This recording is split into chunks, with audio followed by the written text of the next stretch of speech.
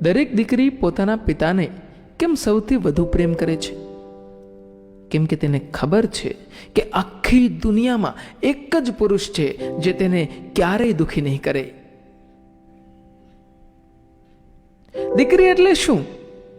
દી એટલે દિલ સાથે જોડાયેલો એક અતૂટ શ્વાસ.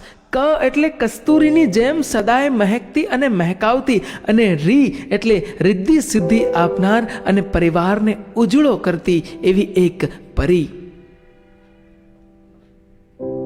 પત્ની ઘણીવાર આંસુનું કારણ બની રહે છે, પણ દીકરી તો હંમેશા આંસુનું મારણ બની રહેતી હોય છે. અને કદાચ એ જ કારણે તેની વિદાય વેળાએ મા કરતા બાપને વધુ વેદના થાય છે. કેમ કે મા તો રડી શકે છે, પણ પુરુષો આસાનીથી ક્યાં રડી શકે છે? દરેક દીકરીના બાપે ભગવાનને એક પ્રાર્થના કરવી જોઈએ કે પ્રભુ, તું સંસારના સઘળા પુરુષોને ખૂબ સમજુ અને શાણા બનાવજે. કેમ? કારણ કે એમાંથી કોક મારી દીકરીનો પતિ બનવાનો છે.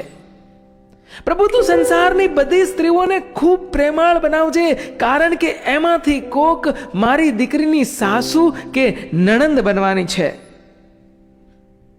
અરે ભગવાન, તારે આખી દુનિયાનું પુનઃ નિર્માણ કરવું પડે તો કરજે, પણ મારી દીકરીને કોઈ વાતે દુઃખ પડવા દઈશ નહીં.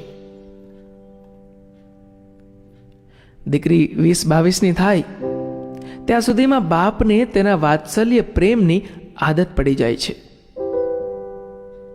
દીકરી ક્યારેક મા બની રહે છે, ક્યારેક દાદી બની જાય છે, તો ક્યારેક એ પોતાનો મિત્ર બની જાય છે.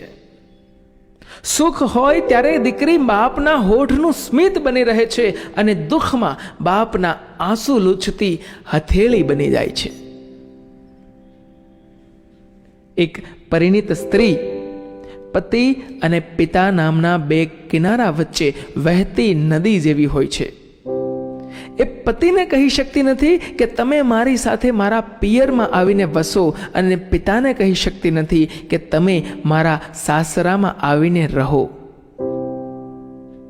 અને એટલે જ દીકરી વિશે છેલ્લે એટલું જ કહેવાનું મન થાય કે પુત્રીઓ બધાના નસીબમાં ક્યાં હોય છે? પુત્રીઓ બધાના નસીબમાં ક્યાં હોય છે? એ તો ઈશ્વરને જે ઘર પસંદ પડે ને ત્યાં જ હોય છે.